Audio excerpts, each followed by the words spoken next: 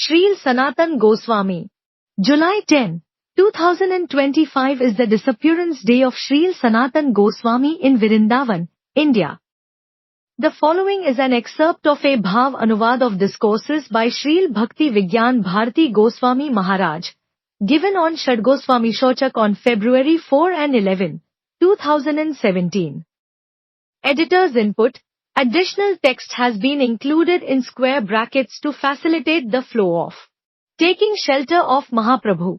Although serving in the esteemed position as the Prime Minister to the Emperor Nawab Hussain Shah, Srila Sanatana Goswami discontinued going to work after meeting with Sri Chaitanya Mahaprabhu in Ramkeli.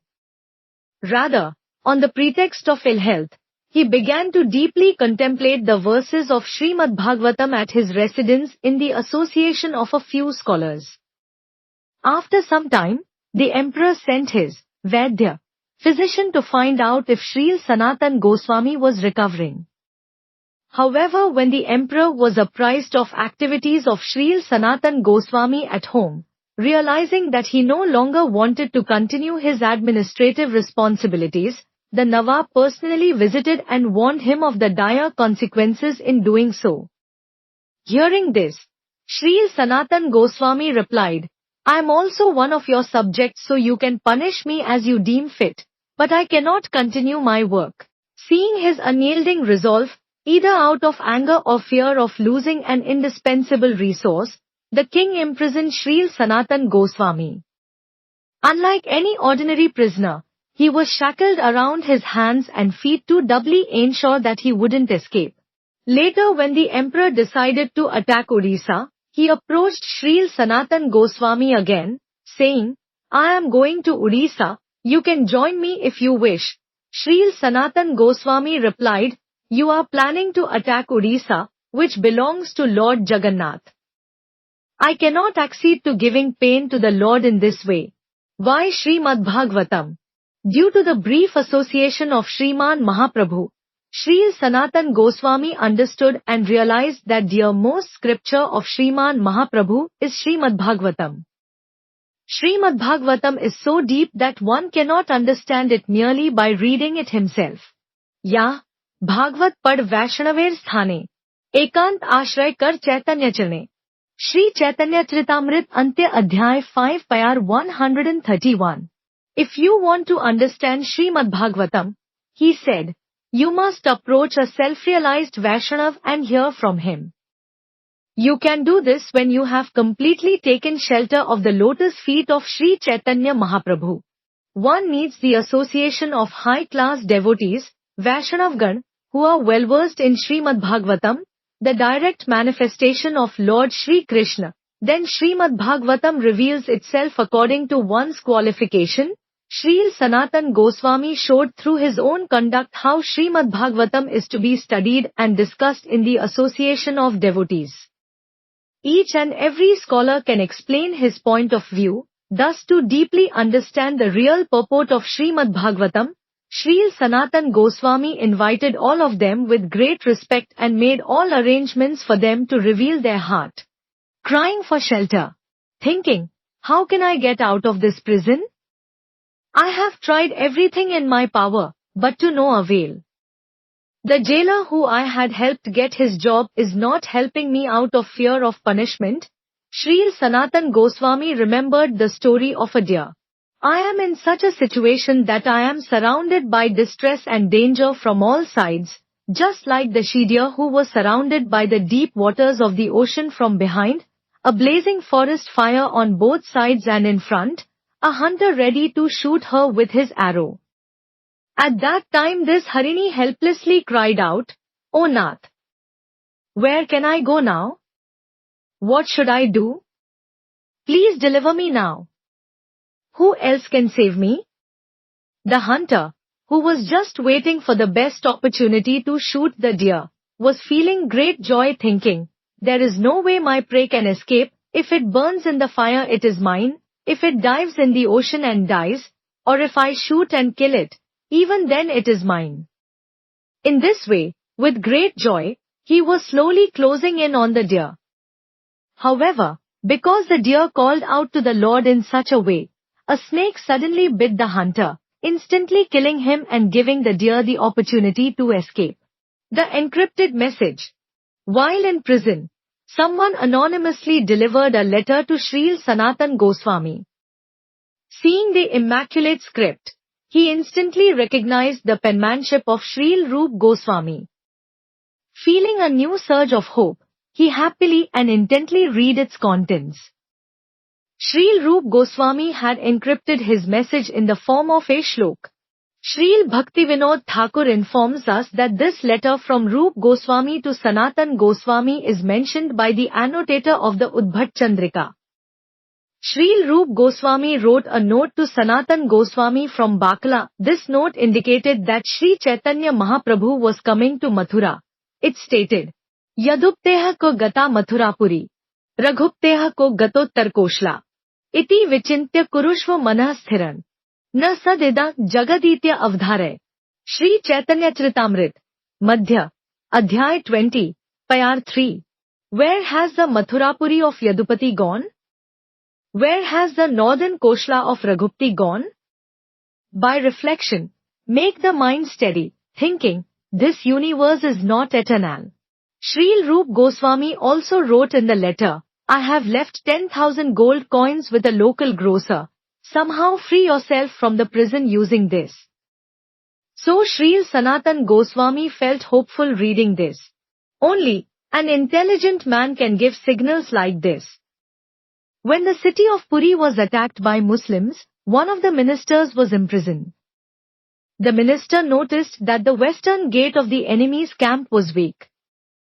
So he wrote a letter saying, put water in the field of sugarcane on your west and quickly send 5 ganda of pan, bitter leaves, and 1 pana.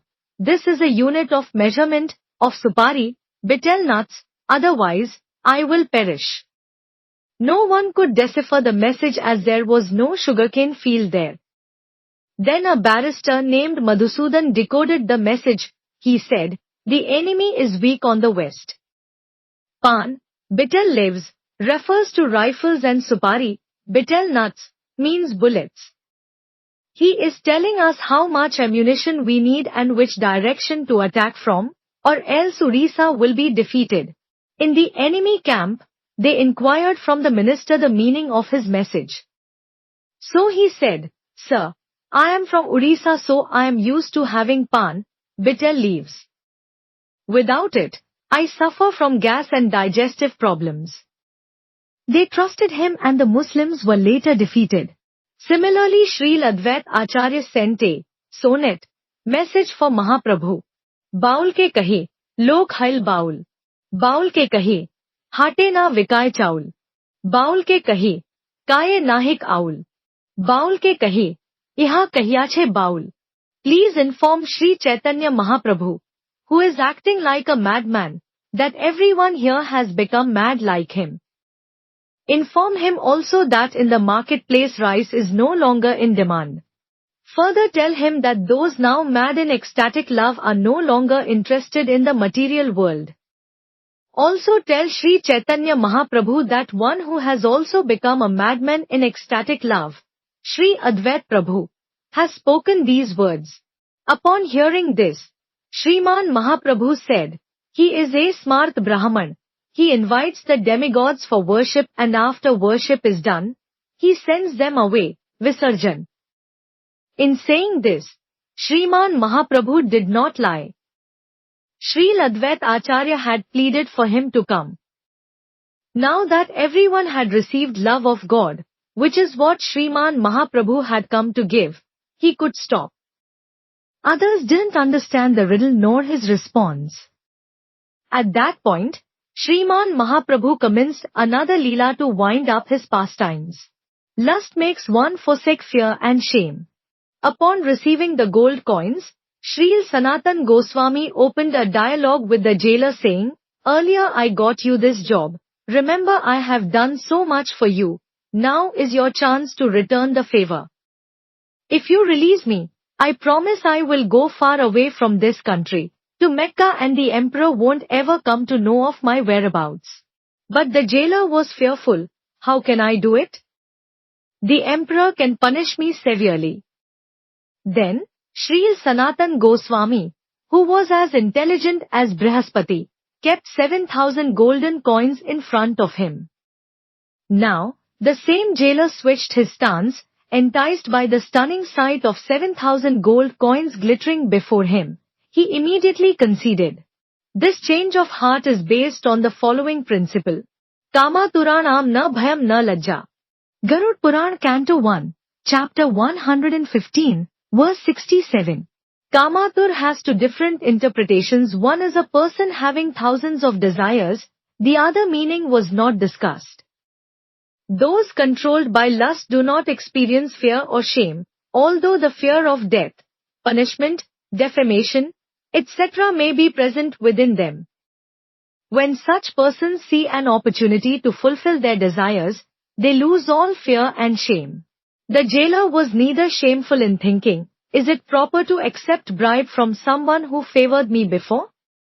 Nor did he fear being reprimanded by the emperor. Lust and Uddipan. This pastime also shows how lust is born upon sight. The sight of the gold coins immediately incited temptation in the jailer, making him alter his decision. A bank cashier carries out many transactions without getting enticed by that money because he is fully aware it don't belong to him. Speaking about $100 million don't allure people, but by seeing that amount in front of them, anyone would immediately become greedy to own it. This also evinces how renounced Srila Sanatana Gosvami was. Not even a trace of greed arose in him by the sight of those gold coins. Instead, he gave them all away, as money was inconsequential for him. The kind of spiritual wealth he possessed was matchless and superlative. What to speak of a few gold coins, he left everything, his position, his house, his belongings and all his wealth just for the mercy and association of Shriman Mahaprabhu. There is also a positive side of desire arising on sight, when, by the unsurpassed mercy of a pure devotee, the wealth of Krishna Bhakti is shown to somebody. Only then that person actually develops intense greed for devotional service. Krishna Bhaktiras Bhavita Matiha. Kriyata yadi kutopi labhyate. Tatra lolyam api mulyam ekla. Janma kotasukritar na labhyate. Padyavali text 14. Pure devotional service in Krishna consciousness cannot be had even by pious activity in hundreds and thousands of lives. It can be attained only by paying one price, that is, intense greed to obtain it. If it is available somewhere, one must purchase it without delay. Escaping death. After being released, Srila Sanatana Gosvami and Ishan crossed the Ganga Nadi, the Ganges river, sitting on the back of a crocodile. After delivering them to the bank, the crocodile went away. Then they began walking towards Vrindavan. Being fugitives, they did not choose the main road but instead took the forest path. On the way they reached a mountainous region that had a dense forest around it, which made it difficult to ascertain which way to proceed. Right then, they came across an affluent person who, although a local landlord, was moonlighting as a dacoit. That landlord was assisted by an astrologer, palmist, who could predict how much treasure someone was carrying. In this way, the landlord discovered that Ishan possessed 8 gold coins. With an intention to steal those coins, the landlord put on a charade, speaking very sweet words with Srila Sanatana Gosvami, and assured him of aiding their safe passage across the mountainous terrain. Seeing his dealings, Srila Sanatana Gosvami, who was intelligent like Brihaspati, the teacher of demigods, sniffed imminent danger. A doubt arose in his mind, this landlord doesn't come across as gentle. Then what is prompting him to behave like this? He asked his sevak, Ishan, if he was carrying any valuables with him. Ishan confirmed that he had 7 gold coins. Displeased, Srila Sanatana Gosvami immediately chastised him. Why would you carry these gold coins while traveling like this through the forest? These coins are like Yamdutgan, messengers of death, and can attract our death. Taking those 7 gold coins, he promptly approached the landlord saying, "My sevak has 7 golden coins. Please accept them and arrange for our journey." The astonished landlord replied, "In reality, I knew from the very beginning that your sevak had 8 golden coins. To steal them, we planned to kill both of you tonight. But I can see that you are a person of high consciousness, so I feel it is unbefitting to accept anything from you. Also, you are offering us far more than it costs to cross the mountains. Please retain these coins. I assure you of all arrangements for your safe passage." But Srila Sanatana Gosvami insisted, "If you don't accept them, someone else will kill us for them, so it is my request that you please keep them."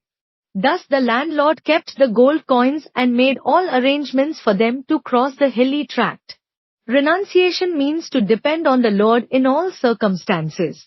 After crossing over the mountain, Srila Sanatana Goswami asked Ishan, "I think you still have some gold coins with you." When Ishan confirmed that he had one left, Srila Sanatana Goswami said, "We are approaching Vrindavan, which must be done in the spirit of true renunciation. Thoughts such as I need some wealth to maintain myself or in case of an emergency do not enter the consciousness of a truly renounced person. First of all, you carried gold coins, and secondly you lied that you had only 7 coins when you actually possessed 8.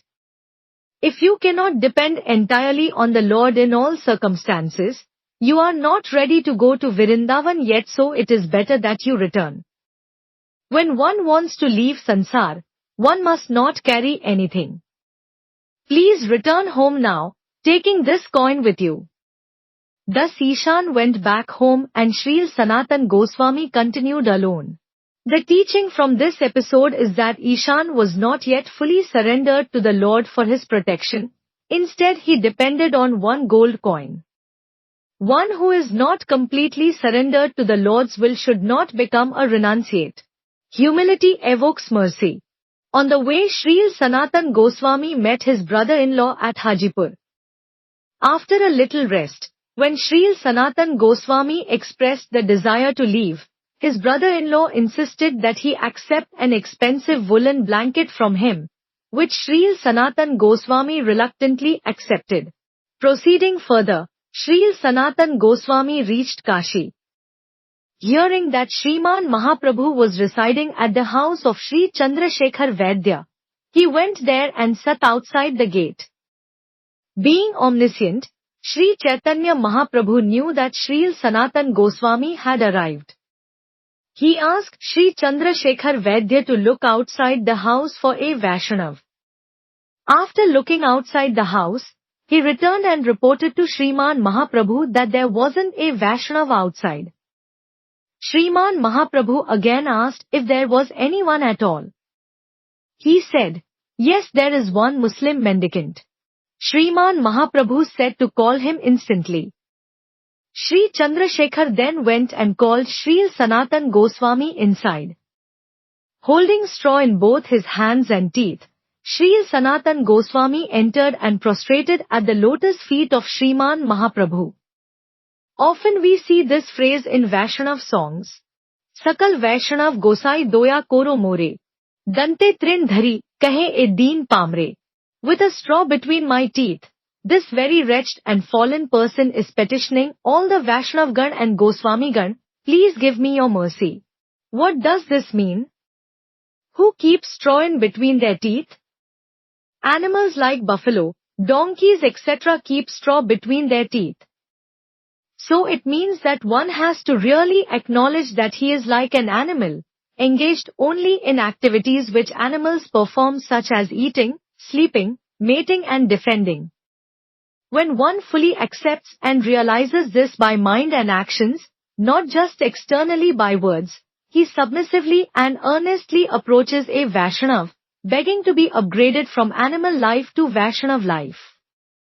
If one approaches saints in this mood of humility, then one can get their mercy. Srila Sanatana Gosvami showed by his own example how when he approached Shriman Mahaprabhu with this mood he got showered with his mercy. A Vaishnav eye is not to be judged by his outer dress. On seeing state of Srila Sanatana Gosvami, Shriman Mahaprabhu was overwhelmed with ecstatic love. His eyes moistened with tears and he wrapped his arms around Srila Sanatana Gosvami. Both began to cry unlimitedly. Parental love surged in heart of Shriman Mahaprabhu, just as it does within a cow that licks her calf or within a mother who caresses her son upon seeing him after a long time. Shriman Mahaprabhu sat Srila Sanatana Goswami next to him and began to touch all his limbs, cleansing them with his own hands. Sri Chandrasekhar Vaidya was astonished to see an exalted personality like Shriman Mahaprabhu having such an intimate relationship with a Muslim mendicant. Externally, he was unable to understand position of Srila Sanatana Goswami. Here, Shriman Mahaprabhu gives a valuable teaching on how one can never recognize a Vaishnav by external considerations, such as appearance. Higher authorities only see the Vaishnavata in the heart, as the intention of the heart is the foremost consideration in judging anyone. When Ravan came to abduct Sita Devi, he was disguised as a Tridandi sannyasi, so why doesn't anyone refer to him as a sannyasi? Because the intention in his heart was demoniac, not saintly. Dress may have some value, but if a person does not use it to make spiritual progress, then it is worthless.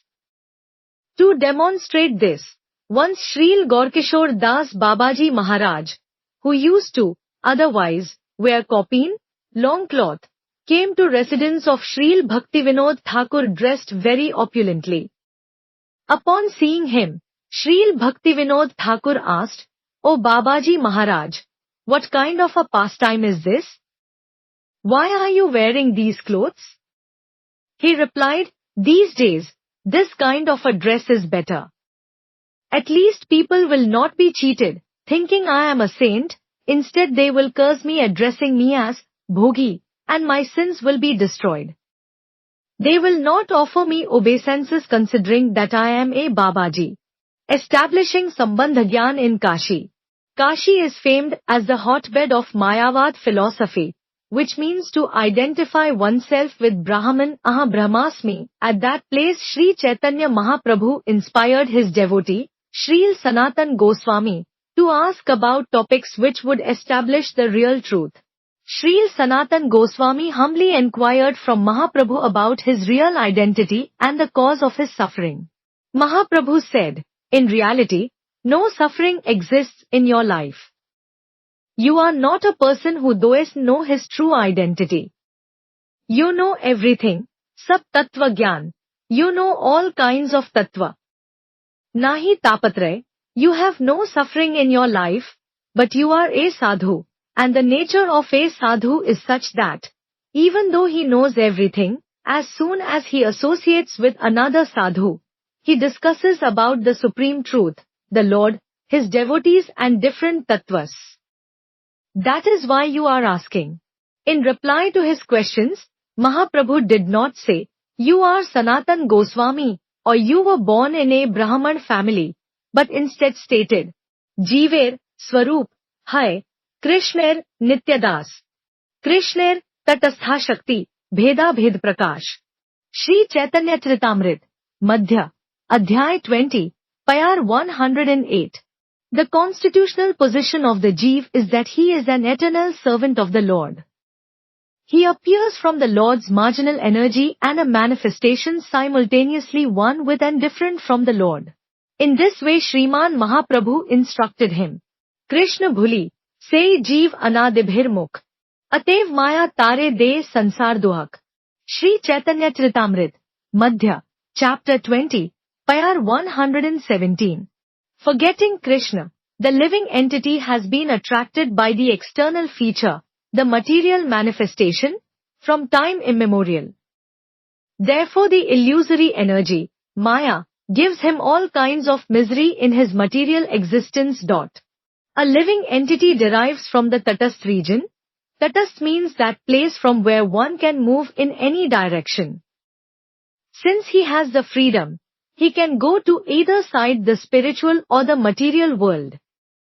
When he becomes averse to the service of the Lord, at that time he becomes Bahirmukh, meaning he does not look in the direction of the Lord or his service. Instead he looks in the direction of Maya, illusion. At that time, Maya Devi brings this Jeev into her grip and starts making him suffer. Kabhu swarge uthaye, kabhu narke dubaye. Dandijne raja ye nadi te chubaye. Shri Chaitanya Charitamrita, Madhya, Chapter 20, Payar 118. In the material condition, the living entity is sometimes raised to higher planetary systems of material prosperity and sometimes drowned in a hellish situation. His state is exactly like that of a criminal whom a king punishes, submerging him in water and then raising him again from the water. Because of the previous pious activities of Jeev, Maya sometimes promotes him to Swarglok, the heavenly planets, and sometimes metes out his suffering in hellish planets like Narkalok. In earlier times, the king had a special way to punish miscreants. The culprit would be dunked into the river until he gasped for breath. He would then be drawn out of the water for a few moments. Just when he felt some sense of alleviation, due to the temporary relief from the torture, he would be dunked in the water again. In this way, the victim experienced both heaven and hell, being above the water and submerged under it respectively. Actually, for devotees heaven and hell are the same. That is why Srila Narottam Das Thakur sings in one of his kirtan, Yugal Charan Preeti, Prem Bhakti Chandrika. Punya se sukher dham, tahar na lay naam. Paap punya dui parihar. Don't even talk about pious activities, which are the source of all happiness. Give up both pious and sinful activities. Never consider that performing pious activities will bring any happiness to you. Never ever consider that is true. You should give up paap, committing sins, as well as punya, performing pious activities. Give up both, as both result in inauspiciousness. Paap punya dui parihar, one has to give up both. There is a very simple example to illustrate this. A person can be killed in two ways in connection to food. He can be given all the tasty foodstuffs he likes and told, eat. And if you stop, I will kill you. How much, and for how long can that person eat?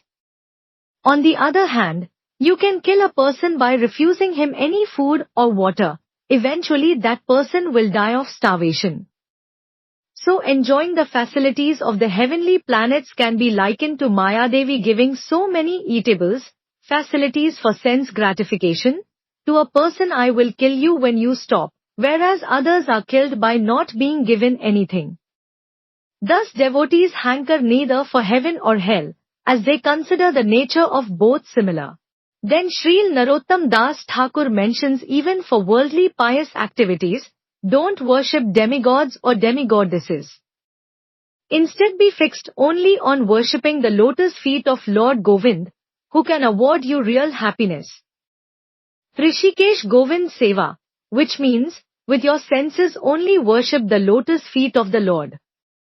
That is why Shriman Mahaprabhu is mentioning, Kabhu Swarge Uthaye, Kabhu Narke Dubaye. Going to higher planets or lower planets are both considered inauspicious for the jivas.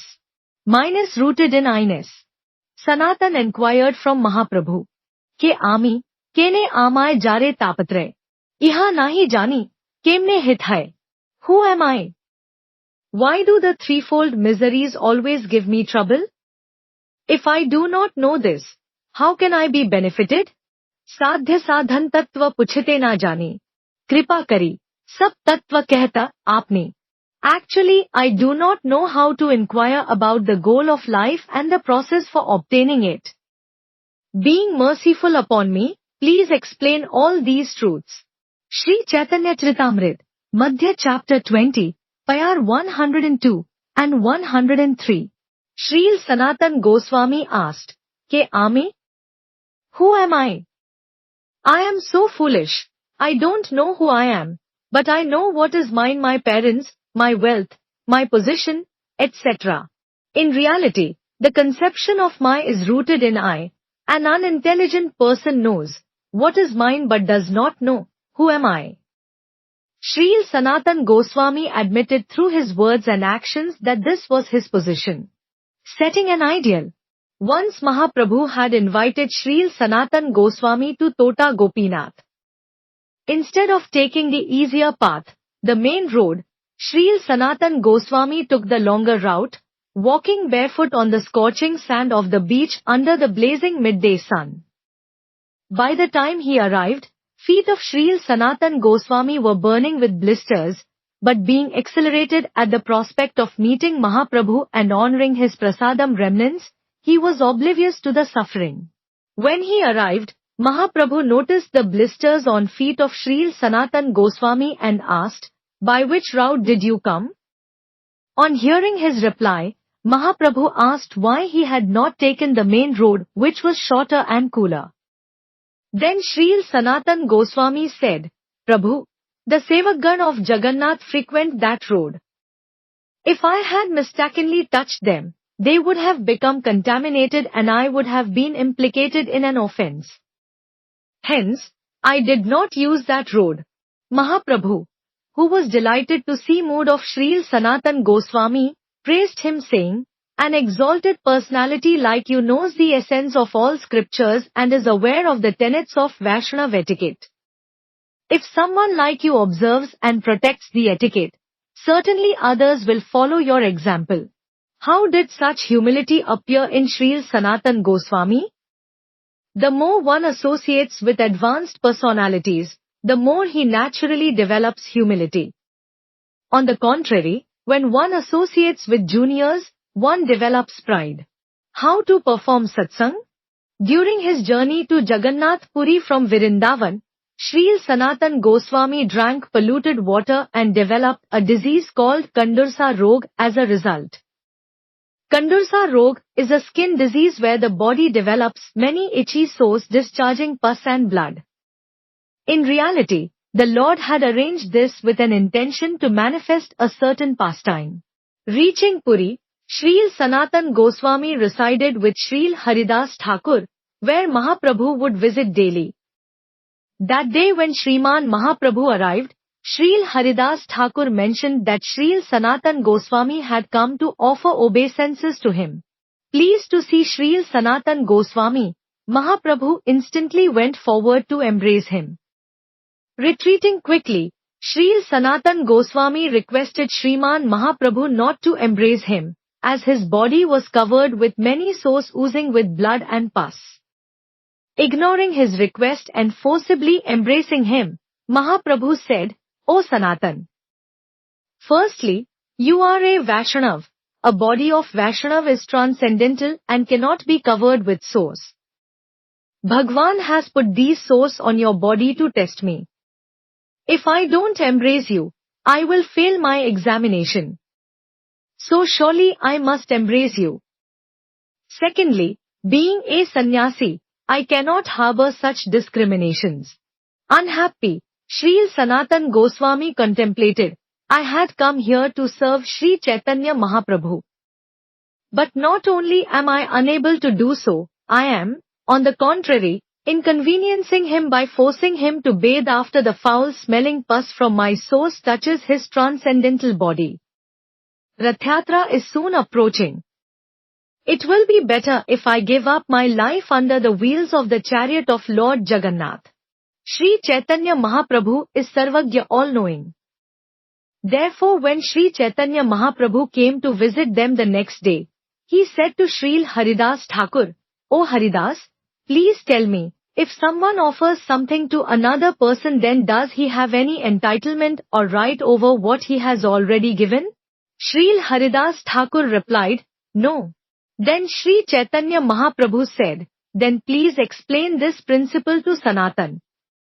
When I met him in Ramkeli, he fully dedicated his life and body to me. Now his body belongs to me and he has no right over it. It is my principal instrument for executing many tasks, which I myself cannot carry out, especially in Vrindavan, my dearmost abode. Now Sanatan wants to destroy my property. So explain to him that it is unlawful for him to do so. Srila Sanatana Gosvami was present during this conversation. After hearing Shriman Mahaprabhu, Srila Haridas Thakur didn't say anything to Srila Sanatana Gosvami. Even though externally it might look like Srila Sanatana Gosvami was inappropriately attached to his body even after surrendering everything to Shriman Mahaprabhu and was trying to commit suicide, which is an activity in the mode of ignorance, still Srila Haridas Thakur disregarded this and instead emphasized the fact that Shriman Mahaprabhu had accepted him wholly. Perceiving the deep implication of what Shriman Mahaprabhu had said, Srila Haridas Thakur wholeheartedly praised Srila Sanatana Goswami. After Shriman Mahaprabhu left, he continued, "O Sanatan, your fortune is boundless. Shriman Mahaprabhu has completely accepted you to the extent that he accepts your body as his own. This is indeed a rare event. He wants to carry out his heart's desires using you as an instrument in Vrindavan, which is most dear to him. So you are very fortunate. I am so unfortunate because I come from a Yavan, Muslim, family and this body cannot be used for any service." Instead of becoming puffed up, Srila Sanatana Goswami began to glorify Srila Haridas Thakur saying, "O Haridas Thakur, in reality, you are most fortunate. Mission of Shriman Mahaprabhu in this world is to preach the glories of Harinam. Instead of personally doing so, he is carrying it out through you. You have been preaching the glories of Harinam Sankirtan by chanting 300,000 names daily yourself as well as through your own conduct and preaching. आपने आचरे के ना करे प्रचार, प्रचार करें के ना करे नाचार, आचार, प्रचार, नामेर करा दुई कार्य, तुम्ही सर्वगुरु, तुम्ही जगतेर आर्य." Shri Chaitanya Charitamrita, Antya, Adhyay 4, Payar 102 and 103. Some persons behave properly, but do not preach the glories of chanting Shri Nam, whereas others preach but do not behave according to the principles. In relation to the holy name, you both behave in an exemplary way, achar, and preach to others, prachar. You are the Guru of all, for you are the topmost devotee in this world got. You have delivered so many people through Harinam like the prostitute Lakshahira. You are really Jagat Guru, the spiritual master of the entire world, because you are performing the service that is very dear to Shriman Mahaprabhu. You are the topmost personality, Arya, and a Vaishnav in the truest sense. Even though Srila Sanatana Goswami gave up the idea of ending his life, he was distressed that Shriman Mahaprabhu was embracing him, so he asked advice of Jagdanand Pandit on this matter. Jagdanand Pandit said, "Mahaprabhu has given Vrindavan as a place of residence for you and your brother, so you should go there. After your disease is cured, you can return to Puri and associate with and serve Shriman Mahaprabhu again." Srila Sanatana Goswami agreed with this suggestion. A few days later, Srila Sanatana Goswami sought permission of Shriman Mahaprabhu to leave for Vrindavan and mentioned approval of Jagdanand Pandit for him to do the same. As soon as Shriman Mahaprabhu heard this, he became angry with Jagdanand Pandit. "कालिकार बटुया जगा ऐछे गर्वी है, तो मास बारे उपदेश करते लागिल."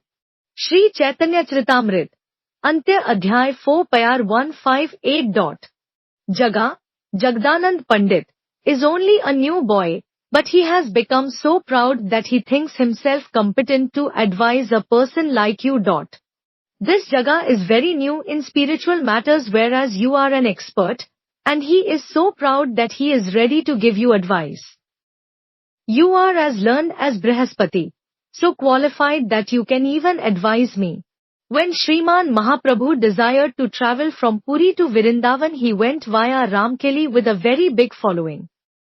At Ramkeli, Srila Sanatana Goswami requested Shriman Mahaprabhu, "Yanra sange hai a lok lakshakoti, Vrindavan yaibar a nahe paripati. It is not appropriate for one to be followed by a crowd of thousands when going to Vrindavan. Traveling with such a big group may cause the Muslim government to become suspicious, resulting in trouble for the travelers. Shriman Mahaprabhu accepted Sril request of Sanatan Goswami and did not go to Vrindavan but returned to Puri instead. Hearing this, Sril Sanatan Goswami didn't think what Shriman Mahaprabhu is saying is true. It is proper that Jagdanand Pandit should be chastised. Instead he said, "Today I have seen how much affection you have for Jagdanand Pandit. You have so much faith in him that you are able to chastise him. You know that he will never give up your lotus feet however much you chastise him. Jagdanande piyao atmiyata sudharas. More piyao gaurvastutinimbane shindaras." Shri Chaitanya Charitamrit, Antyaj Peta 4, Payar 163.